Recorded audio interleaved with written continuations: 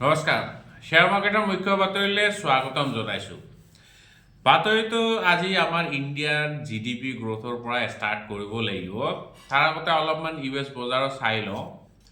US মাৰ্কেটটো বন্ধ আছিল, থাৰ্ছডে বন্ধ আছিল, ফ্ৰাইডে হাফ ডে আছিল, কিন্তু হাফ ডেৰ দিনাও মাৰ্কেট ভালেখিনি বাঢ়িছে 0.6-0.7% মান নেছডেক আৰু ডাও জন্স ওপৰত গৈ পেলাই ক্লোজিং দেখাইছে।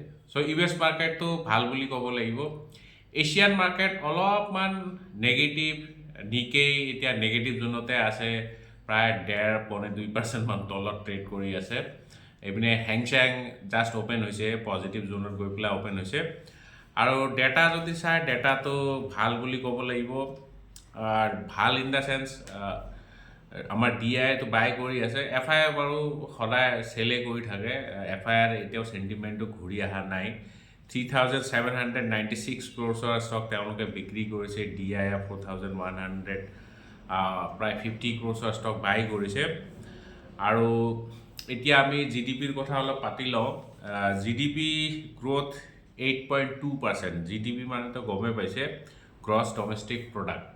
মানে GDPয়ে কি অনুমান দিয়ে, আমাক কি আন্দাজ দিয়ে, ৰাজ্য কাণ্ট্ৰি এখনৰ, দেশ এখনৰ ইনকাম কিমান টোটেল। একদম সহজ ভাষাত ক'বলৈ গ'লে আমাৰ যেনেকৈ ইনকাম থাকে, কিছুমানৰ বিজনেছ ইনকাম থাকে, কিছুমানৰ চেলেৰি ইনকাম, তাৰ লগতে কিছুমানে ভাড়া ঘৰ দিয়ে, আমুক তামুক কিবা ছাইড ইনকাম যদি থাকে, চ' সেইটো হ'ব টোটেল ইনকাম। চ' গ্ৰছ ডমেষ্টিক প্ৰডাক্ট হ'ল দেশ এখনৰ টোটেল ইনকাম। বিভিন্ন ধৰণৰ বস্তু যে প্ৰডাক্ট উৎপাদন হৈছে, বিক্ৰী হৈছে, ছাৰ্ভিচেছ অফাৰ কৰিছে, তাৰ কাৰণে যোনখিনি ইনকাম হয় সেইটো কোৱা হয় GDP, গ্ৰছ ডমেষ্টিক প্ৰডাক্ট। চ' এইটো অনুমান কৰা হৈছিলে 7.2%। আমি ফ্ৰাইডেৰ ভিডিঅ'ত অলৰেডি ইয়াৰ বিষয়ে আলোচনা কৰিছোঁ, কিন্তু চবকে আচৰিত কৰি পেলাই GDP গ্ৰ'থ আহিছে 8.2%। এইটো ৰিয়েল GDP। আৰু যদি আপুনি নমিনেল GDP চাই, নমিনেল GDP ইজ 8.7%। এতিয়া নমিনেল আৰু ৰিয়েল GDP কি হয়, ইয়াৰ বিষয়ে ক'বলৈ গ'লে অলপ দীঘলীয়া হ'ব। মই থুলমূলকৈ কৈ দিছোঁ। ৰিয়েল GDPত মানে এটা বেছ ইয়াৰ থাকে। বেছ ইয়াৰ আমাৰ ইয়াতে 2011-12 আৰু বেছ ইয়াৰৰ তুলনাত কিমানখিনি GDP বাঢ়িছে সেইটো কোৱা হয় আপোনাৰ ৰিয়েল GDP। আৰু নমিনেল GDP হ'ল ইয়াত বেছ ইয়াৰ নাই, ইনফ্লেশ্যন চব এড কৰি পেলাই যোনটো হয় সেইটোকে কোৱা হয় নমিনেল GDP। ঠিক আছে। আৰু আপুনি যদি নমিনেল GDP ৰিয়েল GDP দি ভাগ কৰে, হৰণ কৰে, তেতিয়াহ'লে ওলাব GDP ডিফ্লেটৰ। GDP ডিফ্লেটৰে কি কয়? GDP ডিফ্লেটৰে কয় আমাৰ ইয়াত ইনফ্লেশ্যন কিমান। চ' আপুনি যদি 8.7 ডিভাইডেড বাই 8.2 কৰে, তেতিয়াহ'লে ইনফ্লেশ্যনটো 0.5%তকৈও কম। মানে বস্তুৰ দাম বহুতেই কমকৈ বৃদ্ধি হৈছে, বা ৰুপি ভেলু আমাৰ বহুত কমকৈ ডেপ্ৰিচিয়েট হৈছে। ঠিক আছে। কিন্তু এই বস্তুটো অলপমান খেলি মেলি যেন লাগি আছে, কাৰণ 0.5% GDP বা 0.3-0.4%ৰ GDPটো নহয়, ইনফ্লেশ্যন মানে বস্তুৰ দাম একদমেই বঢ়া নাই, কিন্তু সেইটো মতে ইণ্টাৰেষ্ট ৰেটটো মেটচ হোৱা নাই। আমাৰ এতিয়া ইণ্টাৰেষ্ট ৰেট কিমান? 5.5%। তাৰমানে যোনটো GDP ডিফ্লেটৰ, বা আপুনি যদি CPI লগতো তুলনা কৰে, কনজিউমাৰ প্ৰাইচ ইণ্ডেক্স, তাৰ লগতো যদি তুলনা কৰে, আমাৰ ইয়াতে ইণ্ডিয়াৰ ইনফ্লেশ্যন হ'ল 0.25%। চ' ইণ্টাৰেষ্ট ৰেট আৰু ইনফ্লেশ্যনৰ মাজত যোনটো গেপ, মানে প্ৰায় 5%, মোৰ দেন 5%ৰ গেপ এটা, ইমান ডাঙৰ এটা গেপ থাকিব নোৱাৰে। আপুনি যদি বেলেগ বেলেগ কাণ্ট্ৰি চাই, উন্নত কাণ্ট্ৰিবিলাক, তেতিয়াহ'লে গম পাব US-ৰ ইণ্টাৰেষ্ট আৰু ইনফ্লেশ্যন একে 4%ৰ ওচৰে পাজৰে আছে। ঠিক তেনেকৈ জাপানৰ যদি চাই, জাপানৰ ইনফ্লেশ্যন 3%, কিন্তু ইণ্টাৰেষ্ট ৰেট 0.5% মান। চ' এনেকৈ চাইনাৰো তেনেকুৱা, কিন্তু ইমান ডাঙৰ এটা গেপ দেখা পোৱা নাযায়। আৰু এইটো জেনেৰেল মানে ইকনমিক্সৰ এটা কি ক'ম, এটা লেগুনা বুলি ক'ব পাৰে। লেগুনা নহয়, যদি আপুনি কমন চেন্স, আৰু ইকনমিক্সৰ কমন চেন্স বুলি ক'ব পাৰে। চ' ইণ্টাৰেষ্ট ৰেট আৰু ইনফ্লেশ্যনটো একদমেই মিলা নাই, সেইটো অলপমান ডাউটফুল। আৰু IMF-এ আমাৰ ইণ্ডিয়াৰ যোনটো একাউণ্টছ আছে সেইটো চি গ্ৰেড দিছে। চি গ্ৰেড মানে বুজাইছে যে আমাৰ একাউণ্টছটো ইমান ৰিলায়েবল নহয়। আমি যে কেলকুলেশ্যনবিলাক কৰি আছোঁ, যেনেকৈ GDP গ্ৰ'থ হওক বা CPI, WPI, সেইবিলাক ইমান ৰিলায়েবল নহয়। IMF-এ চি গ্ৰেড দিছে। চি গ্ৰেড মানে 4টা গ্ৰেড থাকে, ABCD। চ' যিমানে তলৰ পিনে যাব সিমানে কম ৰিলায়েবল হ'ব।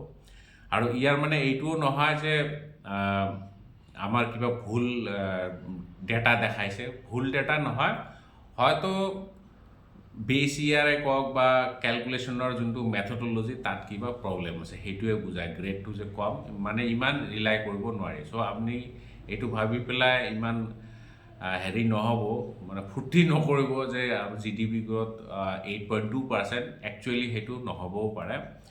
হয়তো আমাৰ কেলকুলেশ্যন যোনটো মেথডলজি আছে তাত কিবা খেলি মেলি আছে। IMF-ৰ মতে এইটো, ঠিক আছে। আচ্ছা, যিয়ে নহওক বহুতো লেকচাৰবাজি হৈ গ'ল, কিন্তু GDP 8.2% সেইটোতো চেলিব্ৰেট কৰিবই লাগিব। গিফ্ট নিফটিয়ে সেইটো ইণ্ডিকেশ্যন দিয়ে আছে। আজি মাৰ্কেট আমাৰ নতুন লাইফ হাই বনাব। এতিয়া গিফ্ট নিফটি 120-30 পইণ্টছৰ গেপ আপ অপেনিং ইণ্ডিকেট কৰি আছে। তাৰমানে চিধা লাইফ টাইম হাইত অ'পেন হ'ব, কিন্তু তাৰপিছত ওপৰত ছাষ্টেইন হ'বনে সেইটো বন্ধ কৰিবলগীয়া হ'ব। যদি ছাষ্টেইন হয় তেতিয়াহ'লে আমাৰ মাৰ্কেট আৰু ওপৰলৈ যাব। যদি ছাষ্টেইন নহয় তেতিয়াহ'লে কিন্তু বহুত দিগদাৰ হৈ যায়গা, বুজি পাইছেনে? চ' আমাৰ যোনটো লাষ্ট লাইফ টাইম হাই 26,000 প্ৰায় 300, চ' এই 300ৰ লেভেলৰ ওপৰত যদি ছাষ্টেইন হৈ যায় তেতিয়াহ'লে আপুনি ভাবিব নতুন লাইফ টাইম হাই বনাব।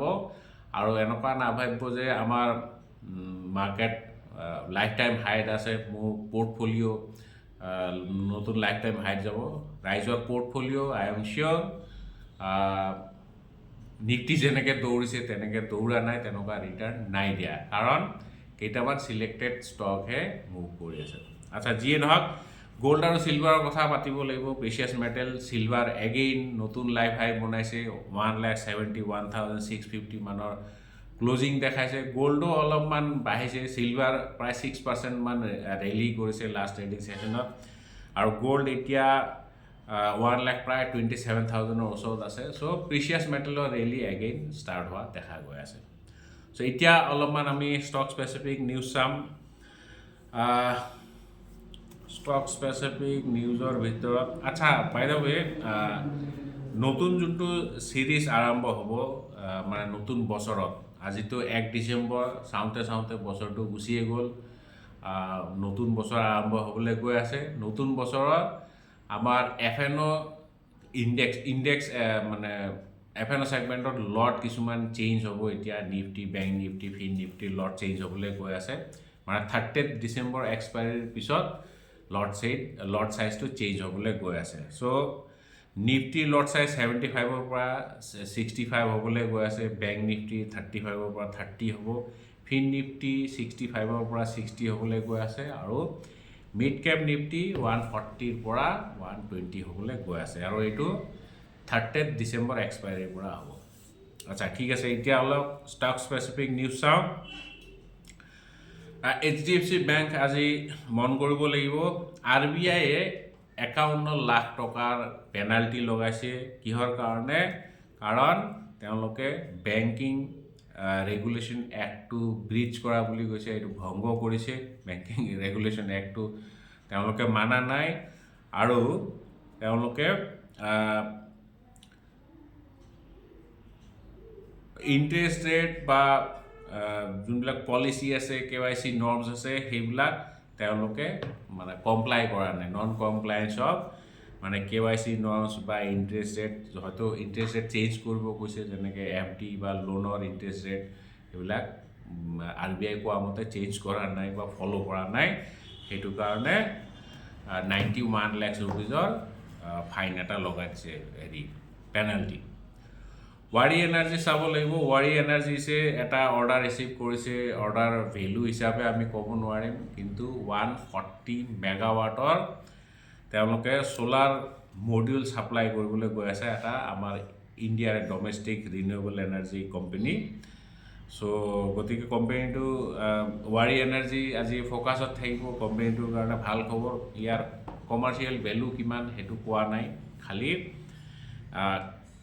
কিমান মেগাৱাটৰ সোলাৰ মডিউল সাপ্লাই কৰিব সেইটোহে কোম্পানীয়ে ডিসক্লোজ কৰিছে অৰবিন্দ স্মাৰ্ট স্পেচ চাব লাগিব তেওঁলোকে নিউ ৰেজিডেন্সিয়েল হাই ৰাইজ এটা প্ৰজেক্ট একুয়াৰ কৰিছে এইটো বস্ত্ৰাপুৰ আহমেদাবাদত নামটো বস্ত্ৰাপুৰটো গমে গৈছে আহমেদাবাদ টেক্সটাইল ইণ্ডাষ্ট্ৰীৰ কাৰণে নাম আছে আহমেদাবাদত সো আহমেদাবাদৰ জেগা এডোখৰে আছে বস্ত্ৰপুৰ বুলি সো বস্ত্ৰপুৰত তেওঁলোকে হাই ৰাইজ এটা ৰেজিডেন্সিয়েল প্ৰজেক্ট পাইছে সেইটো তেওঁলোকে ডেভেলপ কৰিব ইয়াৰ যদি সেলেবল ভ্যালু চাই সেলেবল এৰিয়া চাই এৰিয়া 2.6 লাখ স্কয়াৰ ফিট বহুত ডাঙৰ এৰিয়া হয় আৰু ইয়াৰ পৰা কোম্পানীটোৰ টপ লাইন গ্ৰোথ 400 ক্ৰোৰ্ছ মান হ'ব পাৰে বুলি কোম্পানীয়ে কৈছে মানে ৰেভিনিউ 400% বৃদ্ধি 400 ক্ৰোৰ্ছ বৃদ্ধি হ'ব পাৰে সো তেজাস নেটৱৰ্কে 85 ক্ৰোৰ্ছৰ এটা এমাউণ্ট ৰিচিভ কৰিছে এইটো মিনিষ্ট্ৰি অফ কমিউনিকেশ্যনৰ পৰা আণ্ডাৰ PLI স্কিম তেওঁলোকে টেলিকম আৰু নেটৱৰ্ক প্ৰডাক্ট সাপ্লাই কৰিছে হেতুৰ কাৰণে PLI স্কিমৰ যোগেদি PLI মানে তো গমে গৈছে প্ৰডাক্ট লিংক ইনসেন্টিভ সো হেতুৰ কাৰণে পইচা এটা 85 ক্ৰোৰ্ছৰ এমাউণ্ট এটা গভৰ্নমেণ্টৰ পৰা পাব সো এইটো কোম্পানীটোৰ কাৰণে ভাল খবৰ গভৰ্নমেণ্টৰ পৰা পাব মানে এইটো এডিশনাল ইনকাম এটা হ'ব সো আহবাৰ আপুনি ক্যাশ ফ্লোটো নহয় ইনকাম ষ্টেটমেণ্টত দেখা পাব তেজাস নেটৱৰ্কৰ 85 ক্ৰোৰ্ছৰ এটা এডিশনাল ইনকাম আহিছে নিউলেণ্ড ল্যাব তেওঁলোকে কেপেক্স কৰিবলৈ গৈ আছে বোৰ্ডে এপ্ৰুভ কৰিছে 100 প্ৰায় 90 ক্ৰোৰ্ছ মান তেওঁলোকে এষ্টিমেটেড এটা খৰচ কৰিব কেপিটেল এক্সপেণ্ডিচাৰ কৰিব আৰু এই কেপেক্সটো মেইনলি তেওঁলোকে R&Dৰ কাৰণে কৰিব ৰিচাৰ্চ এণ্ড ডেভেলপমেণ্টৰ কাৰণে খৰচ কৰিব আৰু এইটো হায়দৰাবাদত তেওঁলোকে এটা নতুন R&D চেণ্টাৰ সেটআপ কৰিবলৈ গৈ আছে সো যিয়ে নহওক এনেতো বাতৰি ক'বলগীয়া বহুত ভিডিঅ' অলৰেডি দীঘলীয়া হ'ল আমি আকৌ কাইলৈ লগ পাম জয় আই অসম